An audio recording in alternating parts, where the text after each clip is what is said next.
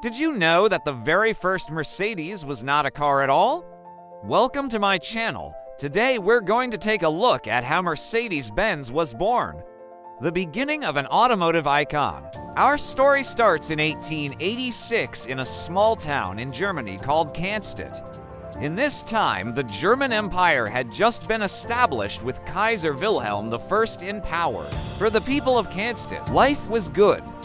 They were surrounded by beautiful rolling hills, and for the most part, peace reigned throughout the land. So imagine their surprise when one day a series of explosions rocked the town. People ran out of their homes and businesses to see what was happening. They saw a large building with thick black smoke billowing from its windows. The building was a metalwork shop owned by a man named Carl Benz, and those explosions, they were the sound of the first ever automobile. Before we get any further, we want to thank our supporters for their support. Supporters, if you would like to become a supporter, check the link in the description. And now let's get back to the video. You see, while the people of Canton were enjoying the peace of the times, Carl Benz was busy inventing the automobile. He'd been tinkering in his workshop for years, trying to perfect his design. Now, the automobile wasn't exactly an original idea. People had been experimenting with self-propelled vehicles for decades. But Benz was different. He wanted to create a vehicle that could be mass-produced. He also wanted it to be affordable, and most importantly, he wanted it to be practical. Benz had been inspired to create a car after seeing horse-drawn carriages stuck in traffic. He thought to himself, surely there must be a better way. What if there was a vehicle that didn't rely on horses? A vehicle that could move faster, farther, and more efficiently.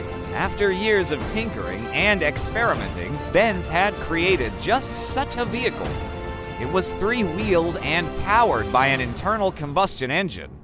It could reach speeds of up to 16 kilometers per hour, which is about 10 miles per hour. This was slow by today's standards, but it was revolutionary for the time. On January 29, 1886, Carl Benz received a patent for his invention. He called it the motor wagon. The name didn't stick, but the date did. From Canton, January 29th is celebrated as the birthday of the automobile. Benz would go on to produce several more automobiles. But in 1888, he would sell his company to a group of investors. They were named it the Daimler Motor and Gesellschaft, or DMG. One of the investors was a man named Emil Jelinek. Jelinek was a wealthy Austrian who had made his money in banking. He saw the potential of the automobile and invested heavily in DMG. He also helped to steer the company in a new direction.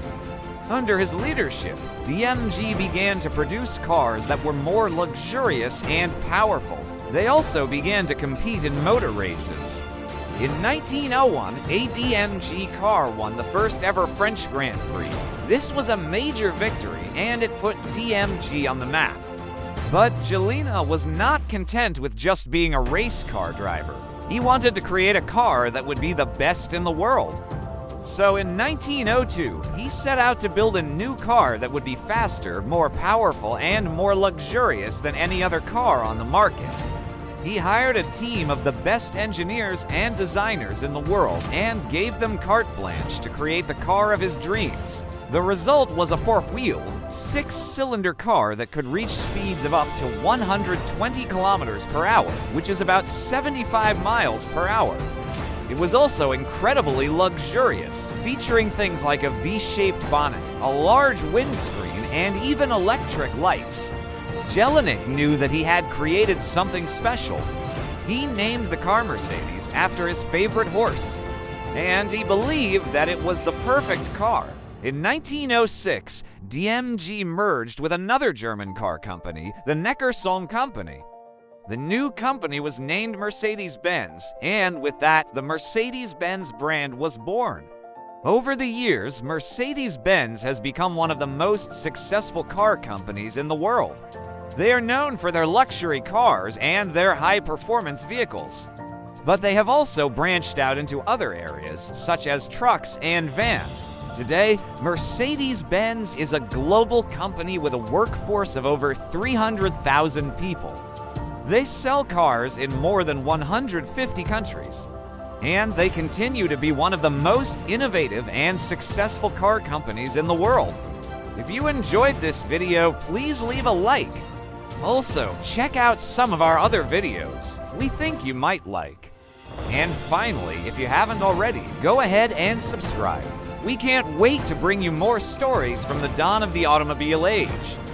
Now, according to legend, when Jelinek showed the car to his friends, they were so impressed that they all put in their orders right away. Supposedly, Jelinek's friend, Wilhelm Maybach, tried to talk him out of it. He warned Jelinek that no one would ever buy such a car, but Jelinek was undeterred. He believed that the Mercedes was the perfect car and that people would line up to buy it. And he was right. The first Mercedes sold out and customers clamored for more. It hasn't been easy being green. Being environmentally friendly has always been difficult. But in the past few years, there's been a lot of progress. There are a lot of great options for people who want to live more sustainably. You can reduce your carbon footprint and still enjoy the modern conveniences you love. If you're looking for some easy ways to start being more eco-friendly, consider making some changes around your home. Start by changing your light bulbs to LEDs. LEDs use 75% less energy than traditional incandescent bulbs. They also last 25 times longer. That means you lines spend less money on your electricity bill and you won't have to replace your bulbs as often. And if you're looking for an easy way to save energy, unplug electronics when you're not using them. Electronics draw power even when they're turned off. That means if you leave them plugged in, they're drawing energy even if you think they're turned off. Unplug them to save energy. And finally, recycle. Recycling is one of the easiest ways to reduce your impact on the environment. When you recycle, you're giving materials a new life. That means you're reducing the demand for new materials and you're reducing the amount of waste that goes to landfills. Thank you for watching.